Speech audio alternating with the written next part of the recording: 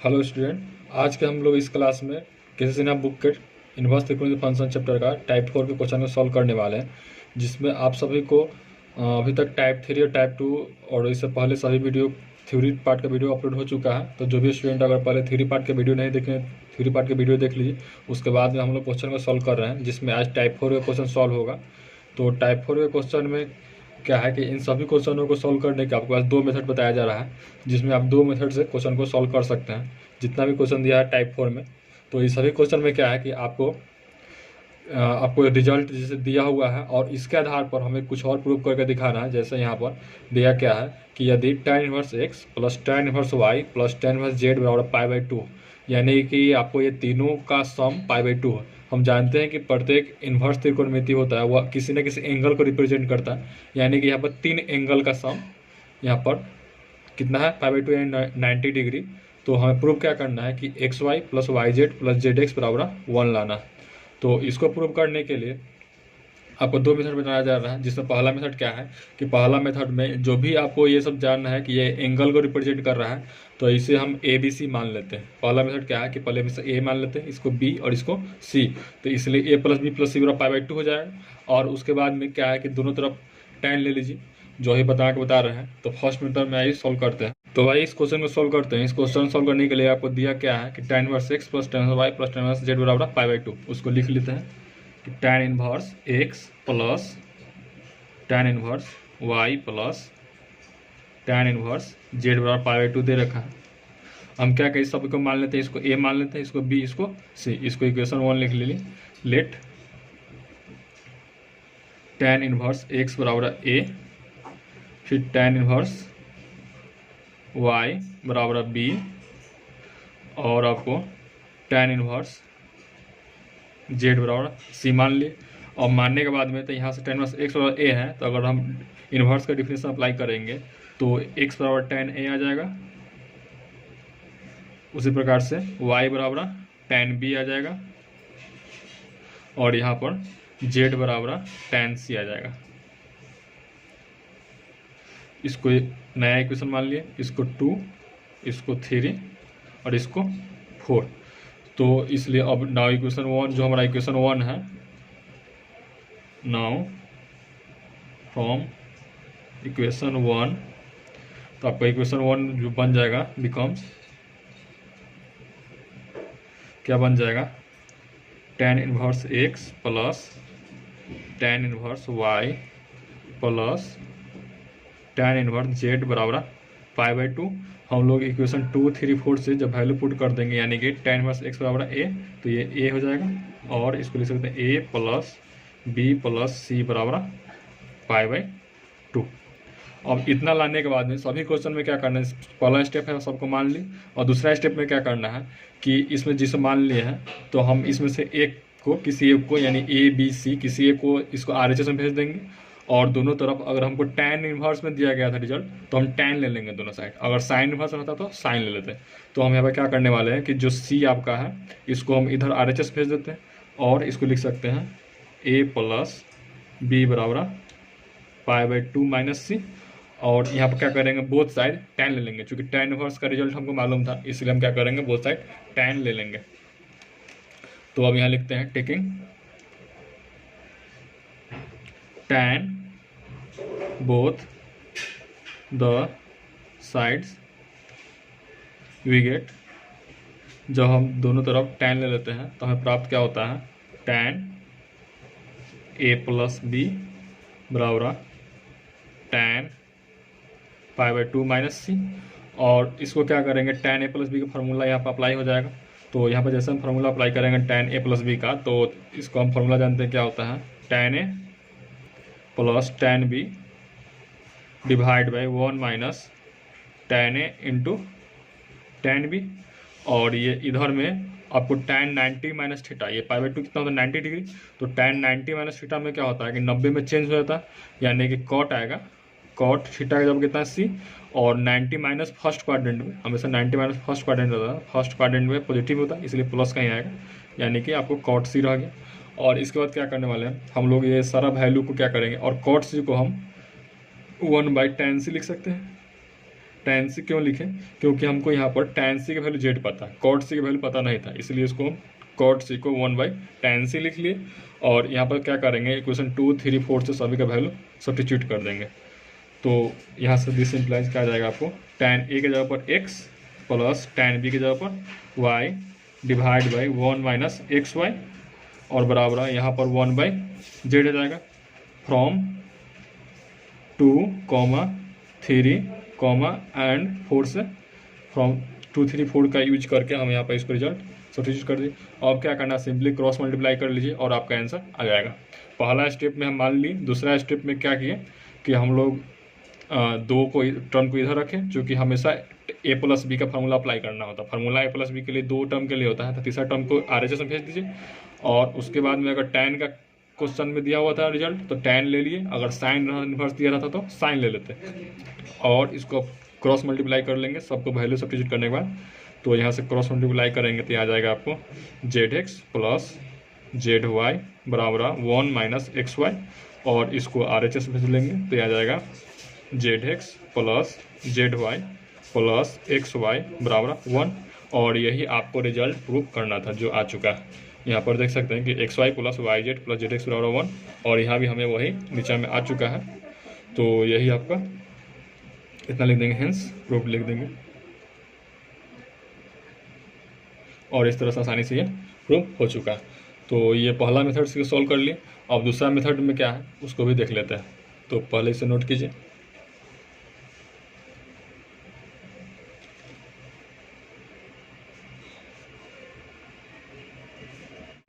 और भाई इसी क्वेश्चन को हम लोग सेकेंड मेथड से सॉल्व करते हैं। यानी दूसरा मेथड क्या है, आपको जो पहले दिया गया था रिजल्ट उसको लिख लिए। आपको क्या दिया गया था, given that tan inverse x plus tan inverse y plus tan inverse z बराबर आपको π/2 दिया गया था।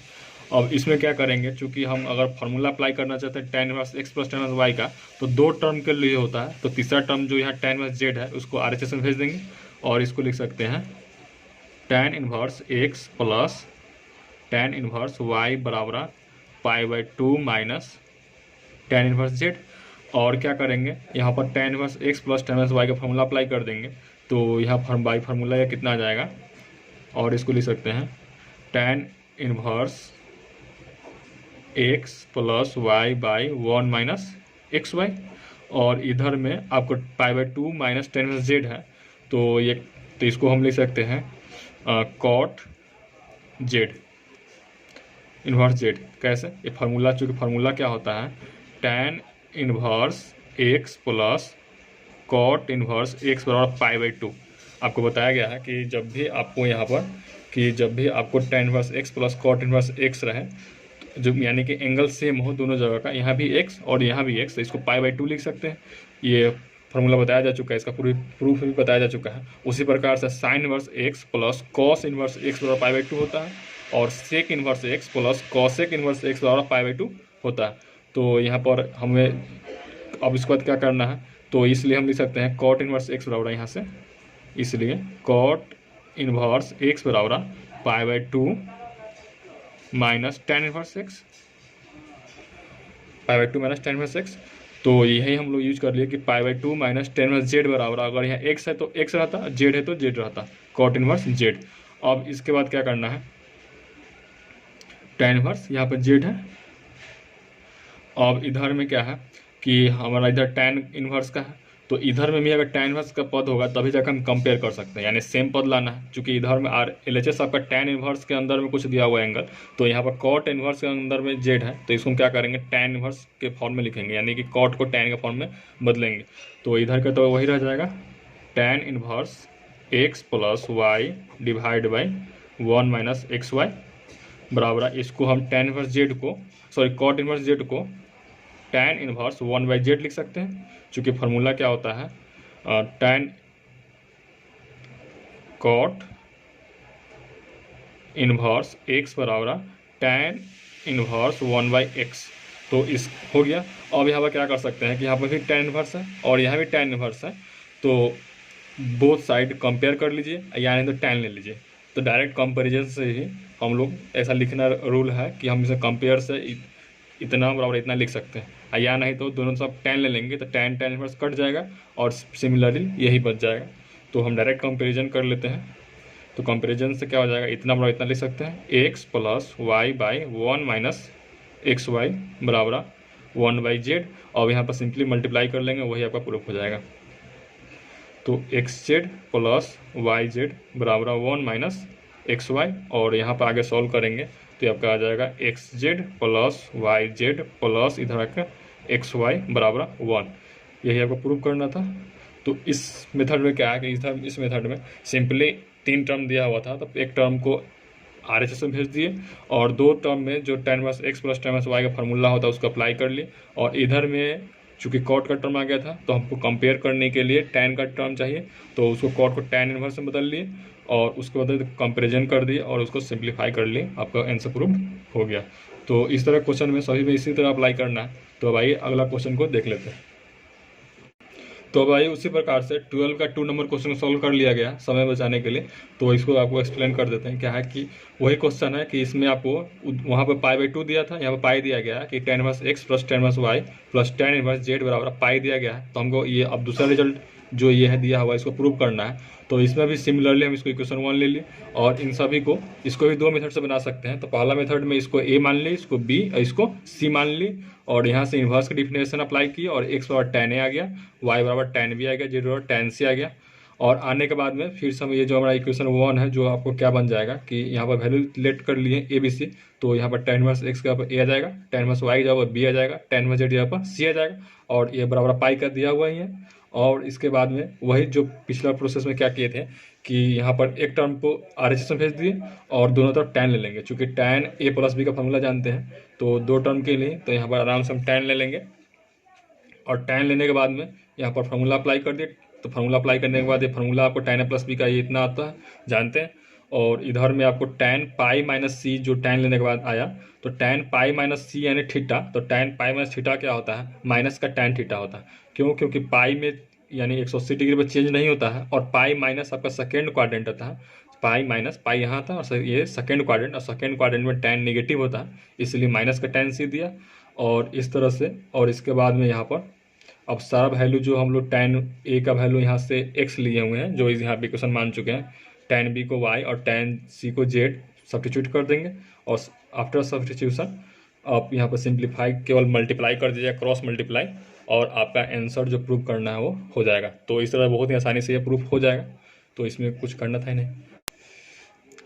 तो भाई इसी प्रकार से इसको सेकेंड मेथड से सॉल्व कर लेते हैं। सेकेंड मेथड में जिससे प्रोसेस पीछे था इसमें भी सेम करना है कि यहाँ भी आपको 3 टर्म दिया गया है और ये वैल्यू पाई के बराबर है, तो इसको लिख लिए और यहाँ पर 2 टर्म को रहने दिए और तीसरा टर्म को RHS में भेज दिए। चूँकि हमको फार्मूला 2 टर्म के लिए मालूम होता है, tan inverse x plus tan inverse y के लिए, तो इसको इधर RHS भेज लिए z को, और इसके बाद में यहाँ पर हम tan inverse x plus y का फार्मूला लगा देंगे तो आपको इतना मिलेगा। और यहाँ पर इसको यहाँ पाई माइनस tan में z है तो इसका कोई फार्मूला नहीं होता, क्योंकि पीछे का जो रिजल्ट था उसमें आपको π/2 माइनस tan में z आया था, तो उसको हम cot इनवर्स z लिख पाए, लेकिन इसको फार्मूला नहीं होता है। तो इसको फार्मूला नहीं होता था, आपको पीछे बताया गया था कि आगे सॉल्व करने के लिए कि कंपेयर कर सकते हैं या tan ले सकते हैं। तो यहाँ पर कंपेयर तो होगा नहीं, चूँकि यहाँ पर tan इनवर्स और tan इनवर्स के अंदर में एंगल तो है नहीं, तो यहाँ पर आपको दोनों तरफ tan लेना होगा, और tan लेना साइन लेना दोनों तरफ, ये सब रूल में है कि आप दोनों तरफ सिंपली tan लेने का मतलब दोनों तरफ tan लगा दिए। जैसे यहाँ पर tan लगा दिए इस रिजल्ट में यहाँ पर, और साइन लेने का भी मतलब होता है कि साइन लगा दिए। तो जैसे यहाँ पर tan लगा दिए तो यहाँ tan इनवर्स से कट जाएगा, चूँकि tan इनवर्स x और x होता है सिंपली, तो ये कट कर उतना ही आ जाएगा। और यहाँ पर tan पाई लेने के बाद tan पाई माइनस tan में z होगा, तो tan इनवर्स z को जो एंगल रिप्रेजेंट कर इसको थीटा मान ली, तो tan पाई माइनस थीटा क्या होता है, माइनस का tan थीटा होता है। ये आपको अभी बताया गया था कि tan pi minus theta minus का tan थीटा होता है, चूँकि आप पाई पर 180 पर चेंज नहीं करता, और पाई माइनस जैसे कीजिएगा तो आप सेकेंड क्वाड्रेंट पहुंचेगा, सेकेंड में tan नेगेटिव होता था, इसलिए माइनस का tan थीटा, थीटा के जगह पर tan इनवर्स z है। और यहाँ आने के बाद में यहाँ tan तो कट चुका था, और यहाँ आने के बाद में माइनस tan z हो चुका है, और फिर से यहाँ पर tan इनवर्स अब कट जाएगा, चूँकि tan इनवर्स कट जाता है, और सिंपली जो रिजल्ट होता है x, तो यहाँ पर x के बराबर z है तो z मिल गया, ये माइनस z बन गया, और यहाँ पर इसको क्रॉस मल्टीप्लाई करा दिया अब सिंपली, और ये आपका आराम से प्रूफ हो गया। तो यह प्रूफ हो चुका है, इसको नोट कर लीजिए। अब अगला क्वेश्चन को सॉल्व कर लेते हैं। तो अब आइए अगला क्वेश्चन 13 का 1 नंबर क्वेश्चन को देख लेते हैं। ये आपका सिंपल क्वेश्चन है, चूंकि आपको यहाँ पर 2 पद ही दिया गया है, तो 2 पद है तो इसको हम डायरेक्ट फार्मूला अप्लाई कर सकते हैं। तो आपको जो रिजल्ट दिया गया तो उसको लिख लिए और यहाँ पर sine inverse x plus sine inverse y का फार्मूला अप्लाई कर देंगे। तो ये फार्मूला हम जानते हैं कितना होता है और इधर π/2 है ही। अब इसके बाद में या तो आप इन्वर्स का डिफिनेशन अप्लाई किए कि साइन इन्वर्स इधर जाकर साइन π/2 हो जाएगा, या नहीं तो आप डायरेक्ट दोनों तरफ साइन ले सकते हैं, क्योंकि रूल दोनों का है कि आप वैसे भी कर सकते हैं या साइन भी ले सकते हैं। तो यहाँ पर आपको दोनों तरफ साइन लिया गया है, तो साइन जैसे यहाँ पर दोनों तरफ ले लेंगे तो यहाँ पे साइन लग जाएगा और यहाँ भी आपको साइन लग गया। तो लगने के बाद में साइन इन्वर्स साइन एक्स जो होता है तो कट जाता है और एक्स सिंपली मिलता है। तो यहाँ पर एक्स का ये पूरा टर्म जो था ये आपको सिंपली आ गया और इधर में साइन π/2 है, तो साइन π/2 का मान हम लोग जानते हैं कि 1 होता है, 1 आ गया और यही आपको प्रूव करना था। तो यह क्वेश्चन बहुत ही आसान था, इसलिए आप इसको इस मेथड से बना सकते हैं, सेकंड मेथड। या फर्स्ट मेथड में क्या बताया जाएगा कि इसको ए मान लिए, इसको बी मान लिए और फिर से दोनों तरफ साइन लेंगे तो आप फिर से रिजल्ट उतना ही आ जाएगा। तो उस मेथड से आप स्वयं बना लीजिए, बन चुका है। अब अगला क्वेश्चन का हम लोग देख लेते हैं। तो भाई आपका 13 का 2 नंबर क्वेश्चन में आपको sine inverse x plus sine inverse y plus sine inverse z pi दिया हुआ है, तो हमें प्रूव करना है, ये रिजल्ट प्रूव करना है। तो चूंकि हमें यही रिजल्ट लाना है जो दिया हुआ है वही, तो इसके लाने के लिए आपको कुछ थोड़ा नया करना पड़ रहा है, जो इस क्वेश्चन में आप इसको इम्पोर्टेंट में रख सकते हैं कि आप इसको मार्क करके कि आपको इस क्वेश्चन में थोड़ा ध्यान रखना पड़ेगा, क्योंकि जो रिजल्ट लाना है उसके लिए यही प्रोसेस है। दूसरा प्रोसेस से आप कुछ और आंसर आ जाएगा। जैसे पीछे हम लोग जो दिया हुआ था तो क्या कर रहे थे, सिंपली इसको एक टर्म को उधर भेज दिए और दोनों तरफ यहाँ साइन था तो साइन ले लेंगे और फार्मूला अप्लाई कर देने से आपको जो रिजल्ट आया था वही आपका आंसर। लेकिन यहाँ पर जो रिजल्ट आने वाला वही आंसर नहीं, यहाँ कुछ और आंसर आने वाला। चूंकि यहाँ पर देखिए एक्स हमको लाना क्या है, x root under 1 minus x square, y root under 1 minus y square और z root under 1 minus z square 2xyz लाना है। तो यही लाने के लिए क्या किया गया कि आपको जो बेसिक मेथड बताया गया कि इसको ए मान ली, इसको बी, इसको सी, तो वही मान ली और मानने के बाद में हमारा ए प्लस बी प्लस सी पाई आ गया। अब यहाँ आने के बाद में ये तो बेसिक से ही था, और यहाँ आने के बाद में आपको क्या करना होगा कि आपको इसके लिए एक ध्यान देना होगा कि जब भी ए प्लस बी प्लस सी पाई होता है तो आपको अगर याद हो तो क्लास 11th के कंडीशनल आइडेंटिटी एक चैप्टर था जहाँ पर आपको यही सब रिजल्ट प्रूव करना था कि ए plus b plus c pi हो तो आपको बहुत तरह का रिजल्ट प्रूव करना था कि tan 2a plus tan 2a plus tan 2c बराबर कुछ और रिजल्ट था। उसी प्रकार से उसी का एक रिजल्ट यहाँ पे यूज किया गया है। इसमें रिजल्ट क्या यूज किया है कि हम जानते हैं कि जब बाई कंडीशनल आइडेंटिटी से कि जब a plus b plus c pi हो तो sine 2a plus sine 2b plus sine 2c बराबर 4 sine a into sine b into sine c होता है। ये आपको अगर याद नहीं है तो 11th का बुक में देख लीजिए, वहाँ पर ये फार्मूला लिखा हुआ होगा। तो उसी कंडीशन का यूज करके ही इसको आपको जो दिया हुआ है ये ला सकते हैं, उसके अलावा दूसरा कोई तरीका नहीं है। तो उसी का यूज किया गया है। तो क्या बोले कि जब a plus b plus c pi हो तो इतना हम लिख सकते हैं, और यहाँ भी हम ऊपर का रिजल्ट से प्लस बी प्लस सी पाई ला चुके हैं, तो यानी कि ये फार्मूला यहाँ अप्लाई हो जाएगा। तो इस फार्मूला अप्लाई करने के बाद में अब इसी को हम लोग सिंप्लीफाई कर लेंगे, वही आपका आंसर आ जाने वाला। तो अब इसको सिंप्लीफाई करने के लिए क्या करेंगे, साइन 2a है तो साइन 2a का हम लोग जानते हैं 2 साइन इंटू कॉस लिख सकते हैं। उसी का साइन 2b है तो उसको यहाँ b रहेगा, यानी कि साइन 2 थीटा का फार्मूला क्या होता है 2 sine theta into cos theta. तो यहाँ पर थीटा जहाँ पर कभी a है, कभी b है, कभी c है। तो उसी प्रकार सभी को बारी बारी से तीनों टर्म को फर्स्ट सेकंड थर्ड तीनों को यहाँ पर हम तोड़ लिए, और तोड़ने के बाद में इधर में तो वो था ही।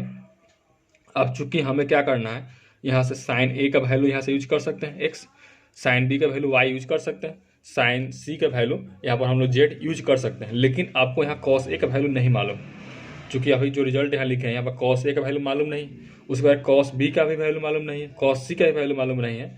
तो इसको हम रिजल्ट यूज करने के लिए क्या करने वाले हैं, हमको cos a निकालना पड़ेगा, cos b निकालना पड़ेगा, cos c निकालना पड़ेगा। तो पहले कुछ सिंप्लीफाई कर लीजिए। सिंप्लीफाई करना क्या है कि दो सभी में से कॉमन ले लेंगे, 2 कॉमन निकल गया और इधर का 2 4 से आपको कट जाएगा।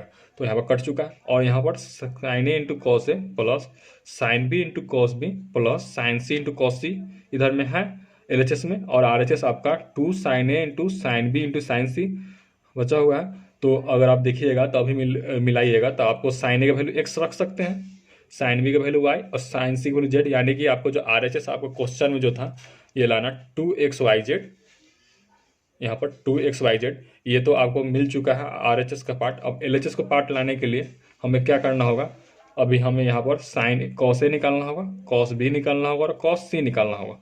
तो इसको हम कहाँ से निकालेंगे, इसी रिजल्ट को यूज करके। चूंकि हमको साइन ए मालूम है एक्स, तो कॉस ए बराबर हम फार्मूला लिख सकते हैं। फार्मूला क्या होता है, कॉस ए बराबर root under 1 minus sine square है। चूंकि कॉस थीटा को root under 1 minus sine square theta लिख सकते हैं। तो उस सभी का यूज करके और साइन थीटा यानी साइन ए का वैल्यू एक्स मालूम है, उसको वहाँ पर रख देंगे तो हमारा रिजल्ट कॉस का टर्म में आ जाएगा निकल कर। तो उसी को हम लोग निकालने के लिए सभी को फार्मूला अप्लाई कर लेंगे, या नहीं तो लंबकर्ण आधार भी लगाइएगा तो उतना ही आएगा। चूंकि लंबकर्ण आधार भी लगाना सिखाया गया है। तो लंबकर्ण आधार हम लगाते कहाँ पे है, जो ट्रायंगल 10th का है, जब हमको साइन से टैन में जाना हो। चूंकि साइन से टैन में जाने का डायरेक्ट फार्मूला नहीं मालूम होता, लेकिन अगर साइन से कॉस में बदलना है तो उसके लिए सिंपली फार्मूला होता है कि साइन ए को हम लोग root under 1 minus cos square a लिख सकते हैं। तो वही हम लोग निकालने के लिए इसको पहले जो रिजल्ट आ चुका था इसको हम लोग इक्वेशन 5 मानकर छोड़ दिए। चूंकि आपको अभी यहाँ पर जो कटने के बाद इतना आ चुका था, इसको हम इक्वेशन 5 मानकर छोड़ दिए। अब इसके बाद में हम लोग क्या करें, इक्वेशन 2, 3, 4 जो यहाँ पर 2, 3, 4 है, इसका यूज करके हम लोग कॉस के टर्म में वैल्यू निकालने जा रहे हैं। तो सभी के वैल्यू निकाल लेंगे। नाउ फ्रॉम इक्वेशन 2, 3 से साइन ए बराबर एक्स मालूम है, तो इसलिए कॉस ए को हम लोग root under 1 minus sine square a लिख सकते हैं, अभी बताया जा चुका है। और साइन ए का वैल्यू यहाँ पर एक्स है, तो इसको एक्स रख के root under 1 minus x square आ चुका है। यानी कि फाइनली आपको कॉस ए बराबर root under 1 minus x square a root under 1 minus x square आ चुका है। सिमिलरली साइन बी बराबर वाई दिया हुआ था, तो वहाँ से भी कॉस बी निकालिएगा तो root under 1 minus y square भी root under 1 minus y square आ जाएगा। और उसी प्रकार से साइन सी और जेड दिया गया था, तो कॉस सी भी आपको root under 1 minus z square आ जाएगा। और इन सभी वैल्यू का अब हम कॉस ए, कॉस बी और कॉस सी निकाल चुके हैं। तो इसको अब सिंपली क्या करना है, सब्स्टिट्यूट कर देना है इक्वेशन 5 में, जो हम यहाँ पर ला चुके थे। अब इसको सभी में LHS और RHS पद को जो वैल्यू रिजल्ट मालूम है, sine a cos a, sine b cos b, sine c cos c, इन सभी से सब्स्टिट्यूट कर देंगे। तो आफ्टर सब्स्टिट्यूशन आपको क्या मिल जाएगा, जब हम वैल्यू सबको पुट कर दिए तो हमको जो रिजल्ट आपको जो लाना था फाइनली क्वेश्चन में, x into root under 1 minus x square plus y into root under 1 minus y square plus z into root under 1 minus z square, ये आपको आसानी से 2xyz आ चुका है। तो इस क्वेश्चन को बनाने के लिए आपके पास यही तरीका था बच्चों का मात। और अगर उस जो पीछे तरीका से बनाते तो उसमें क्या था कि आपको रिजल्ट कुछ और प्रूफ होकर आ जाता, जो आपको यहाँ पर लाना नहीं था। यानी कि अगर क्वेश्चन में वह रिजल्ट कहा था तो वही तरीका जाता है, लेकिन इतना प्रूफ करना था, तो इसके लिए आपको यही तरीका है, दूसरा कोई उपाय नहीं है। तो इस क्वेश्चन को नोट कीजिए और इसको ध्यान में रखिएगा कि इस क्वेश्चन के लिए स्पेशली ये करना पड़ेगा। तो इसको नोट कीजिए और हम लोग अगला इसका क्वेश्चन देख लेते हैं 14 का। तो अब आइए हम लोग 13 का अगला क्वेश्चन नंबर 4 है, उसको सॉल्व कर लेते हैं। इसमें सॉल्व करने के लिए क्या है कि आप क्वेश्चन क्या दिया गया है कि हमको establish the algebraic relation between x, y, z if tan inverse x, tan inverse y, tan inverse z are in AP। यानी क्या कह रहा है कि हमको अलजेब्रिक रिलेशन एक संबंध स्थापित करना है, किसके बीच में, x, y, z के बीच में। कब स्थापित करना है, जब आपको tan inverse x, tan inverse y और tan इनवर्स z AP में दिया गया हो। AP क्या 10th में हम लोग पढ़े थे कि AP से तो उसी दिया गया है, तो हमको रिजल्ट स्थापित करना है। और उसके बाद में and if further x, y, z are also in AP, यानी कि यहाँ पर दो रिजल्ट आपको दिया जाएगा कि tan inverse x, tan inverse y और tan इनवर्स z AP में है, और उसके बाद x, y, z भी AP में है। तो जो रिजल्ट दिया गया है इसका यूज करते हुए हमें प्रूव करना है x बराबर y बराबर z, यानी यही संबंध स्थापित करना है कि आपको x बराबर y बराबर z लाना है। तो इसको प्रूव करने के लिए पहले इसको समझ लीजिए, उसके बाद नोट कर लीजिएगा।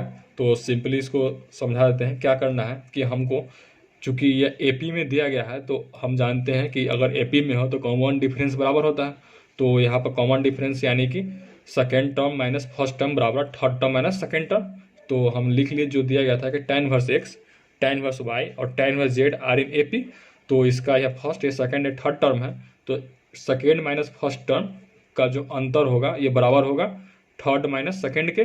तो ये चूंकि AP का रूल यही है कि AP में है तो यही एक रिलेशन आता है। तो इतना आने के बाद में अब हम इसको सिंप्लीफाई करेंगे आगे। तो यहाँ से अगर tan इनवर्स y यहाँ प्लस का है, यहाँ का माइनस का tan इनवर्स y, इसको RHS में भेजेंगे तो प्लस का हो जाएगा, और एक tan इनवर्स y और एक और tan इनवर्स y, जो दोनों जुड़कर 2 tan इनवर्स y लिख सकते हैं। और इधर में जो निगेटिव में था tan इनवर्स x, इसको RHS भेज देंगे तो पॉजिटिव आ जाएगा, और इसको RHS में ही रहने दिए। तो यहाँ सबको रिजल्ट क्या आ गया कि 2 tan इनवर्स y बराबर tan inverse z plus tan inverse x. तो इसको इक्वेशन 1 मान ली, यानी कि एपी में दिया हुआ तो आपको ये रिजल्ट आता है। या आप डायरेक्ट भी याद रख सकते हैं कि जब भी 3 टर्म एपी में हो तो पिछला टर्म पे दुगुना दोनों फर्स्ट और थर्ड टर्म के सम के बराबर होता है, यानी कि मिडिल टर्म का 2 times first term plus second term के first term plus third term के सम के बराबर होता है। तो ये रिजल्ट याद रखना था। अगर याद नहीं रखना है तो बेसिक्स आइए, क्योंकि बेसिक में तो आराम से ला सकते हैं सभी चीज़ को। तो इतना रिजल्ट हमें मिल चुका है। अब इतना मिलने के बाद में हम इसको RHS को LHS में लिख लेंगे, या अब इसको और आगे जब से बढ़ाएंगे तो 2 tan इनवर्स y का जो होता है ये फार्मूला होता है कि जब भी tan इनवर्स के आगे 2 लग जाए तो इसके लिए आपको फार्मूला लिखाया जा चुका है कि 2 को हटाने का एक ही तरीका है कि इसका फार्मूला अप्लाई किए। तो फार्मूला tan के टर्मों में 3 होता है। एक होता है साइन के टर्मों में, चूंकि 2 tan इनवर्स x का फार्मूला 3 लिखाया गया है। एक होता है साइन के टर्मों में, एक कॉस के टर्मों में और एक टैन के टर्म में। तो हमें चूंकि यहाँ टैन ही दिया हुआ है सभी जगह, तो हम टैन के टर्म वाला ही फार्मूला यूज करेंगे। तो फार्मूला क्या यूज करेंगे कि 2 tan इनवर्स y बराबर tan inverse 2y by 1 minus y square. ये फार्मूला होता है कि अगर x रहता तो x में याद रखते हैं, यानी कि x को यहाँ y है तो उसी प्रकार सोच लेंगे कि यहाँ पर 2 tan इनवर्स y बराबर tan inverse 2y by 1 minus y square formula होता है। और इधर का आपको RHS टर्म के लिए tan inverse z plus tan inverse x, यानी सम ऑफ 2 ITF का फार्मूला यूज कर सकते हैं जो tan inverse x plus tan inverse y के लिए होता है। तो उसको यूज करके इतना लिख सकते हैं। और यहाँ लिखने के बाद में कंपेयर कर लिए, चूँकि tan इनवर्स tan इनवर्स दोनों तरफ है तो कंपेयर से इतना बराबर इतना लिख सकते हैं। और ये आपका एक रिजल्ट आ चुका है XYZ में। चूँकि हमको रिजल्ट जो भी क्वेश्चन में दिया गया था XYZ में ही संबंध बनाना है, तो हम XYZ में रिजल्ट ढूंढने की कोशिश कर रहे हैं। तो उसके लिए आपको ये रिजल्ट यहाँ पर आ चुका है कि इतना बराबर इतना हो चुका है। अब इसके बाद क्या करेंगे, अब हमें फिर से जो प्राप्त है कि further XYZ are also in AP, तो इसका यूज करना है। तो फिर से लिख लिए कि हमें वी है, फिर से हमें प्राप्त क्या है कि XYZ ऑल्सो AP में है, तो इसमें भी कॉमन डिफरेंस बराबर होगा y माइनस एक्स बराबर z माइनस वाई लिख सकते हैं। और यहाँ से फिर से ये इस माइनस वाई को उधर जाके प्लस वाई यानी 2y आ चुका है, और इसको इधर भेज देंगे तो x प्लस जेड, और ये आपको एक रिजल्ट आ चुका है 2y बराबर एक्स प्लस जेड। तो इसको इक्वेशन 2 मान लिए, इसको इक्वेशन 1। अब इस दोनों इक्वेशन का यूज करते हुए हमको x और y, x बराबर y बराबर जेड प्रूव करना है। हम क्या प्रूव करना है, x बराबर y बराबर जेड। केवल चूंकि रिजल्ट यही दो पता है, एक इक्वेशन 1 और एक इक्वेशन 2, तो इसी का यूज करते हैं हम। इसको इतना लाना है, तो इसी को लाने के लिए उलट फेर करना होगा। तो इक्वेशन 1 और 2 में सिमिलरिटी हम क्या देख रहे हैं कि आपको यहाँ पर x प्लस जेड का वैल्यू यहाँ पर हम यहाँ से रख सकते हैं, और ये 2y के बराबर आ जाएगा। तो हम इक्वेशन 1 को लिख लेंगे और उसमें 2 का वैल्यू जो है उसको वहाँ पर पुट कर देंगे। तो जैसे हम यहाँ पर पुट करेंगे फ्रॉम वो इक्वेशन 1, यानी इक्वेशन 1 को यहाँ पर हम लिख लिए, यहाँ पर लिख लिए, और इसमें फ्रॉम इक्वेशन 2 यानी इक्वेशन 2 का वैल्यू जो क्या था 2y बराबर है एक्स प्लस जेड, यानी एक्स प्लस जेड की जगह पर हम 2y रख सकते हैं। तो इसको हम यहाँ पर यूज कर रहे हैं। तो इसको यूज करने के बाद में आपको यहाँ पर 2y टर्म आ गया, और 2y से 2y कट गया, और कटने के बाद में यहाँ पर 1 1 बच चुका है, और इसको अब क्रॉस मल्टीप्लाई कर लेंगे। तो क्रॉस मल्टीप्लाई करने के बाद में आपको यहाँ पर इससे इसको मल्टीप्लाई हो जाएगा और इसको इससे, तो ये आपको इतना मिल जाएगा।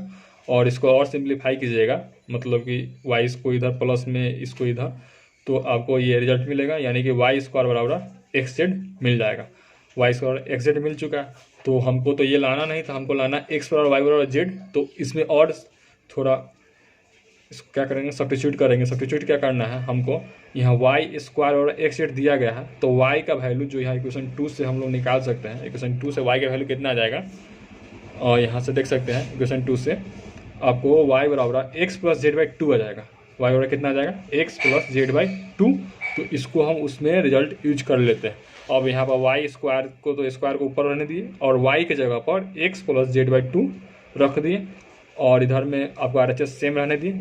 इक्वेशन 2 का यूज कर लिए, और यूज करने के बाद में इसको आप a प्लस बी का होल स्क्वायर से फार्मूला से खोल दिए, इसको इतना ही रहने दिए। अब इसको सिंप्लीफाई कर लेंगे और आगे, तो सिंप्लीफाई करने के बाद में आपको इतना टर्म मिल जाएगा x square plus Z square minus 2x Z बराबर 0। और इतना आने के बाद में हम देख रहे हैं कि ये x माइनस जेड का होल स्क्वायर लिखा हुआ है। एक्स माइनस जेड का होल स्क्वायर क्या होता है, x square Z square minus 2xz, तो ये लिखा हुआ था। और यहाँ से लिखने के बाद में यहाँ से स्क्वायर जीरो में चल गया, मतलब दोनों तरफ रूट ले लेंगे तो यहाँ से x माइनस जेड जीरो आ जाएगा। और यहाँ से हम लोग लिख सकते हैं कि x बराबर है जेड, तो एक रिजल्ट आ चुका है x बराबर है जेड। हम यहाँ पर पहले फिर से सब्स्टिट्यूट क्यों किए, चूँकि हमें x बराबर वाई बाई जेड लाना है, तो इसी रिलेशन के यूज करते हुए आगे लाना था, तो फिर से इसको हम उलट कर रहे हैं। तो यहाँ से x बराबर जेड आ चुका है। अब इस x बराबर जेड रिजल्ट को हम लोग या तो इक्वेशन 2 में या 3 में रख कर फिर से हम 2 में या 1 में रख कर फिर से हम और रिजल्ट लाने की कोशिश करेंगे कि हमको x बराबर वाई बराबर जेड मिल जाए। तो फिर से इसको जब सब्स्टिट्यूट करेंगे इक्वेशन 2 में, तो फिर से इक्वेशन 2 से लिखे फ्रॉम इक्वेशन 2 से क्या है, हमें ये मालूम है कि 2y बराबर x बराबर जेड मालूम था।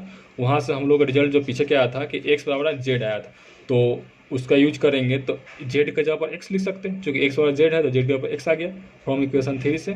और यहाँ पर x जुड़कर 2x हो चुका है, और इधर का तो 2y था ही, और ये 2 कट कर x बराबर y आ चुका है। तो यहाँ पर हमें इक्वेशन 4 क्या आ चुका है, इसको मान लिए x बराबर y, और पीछे में इक्वेशन 3 क्या आया था, x बराबर जेड आया था, x बराबर जेड आया था, ये इक्वेशन 3 था। तो 3 और 4 से हम लोग कह सकते हैं कि x जेड के बराबर है और x y के बराबर, यानी कि x y z तीनों आपस में बराबर है। तो वही नाउ फ्रॉम इक्वेशन 3 एंड 4 से x बराबर y बराबर जेड आपको प्रूव हो चुका है। तो इस क्वेश्चन को आपको ध्यान से देखकर और आपको आप स्वयं ही बना लीजिए। तो ये सॉल्व हो चुका है। अब आगे हम लोग टाइप 5 का क्वेश्चन को सॉल्व करने वाले हैं, तो इसको नोट कर लीजिए।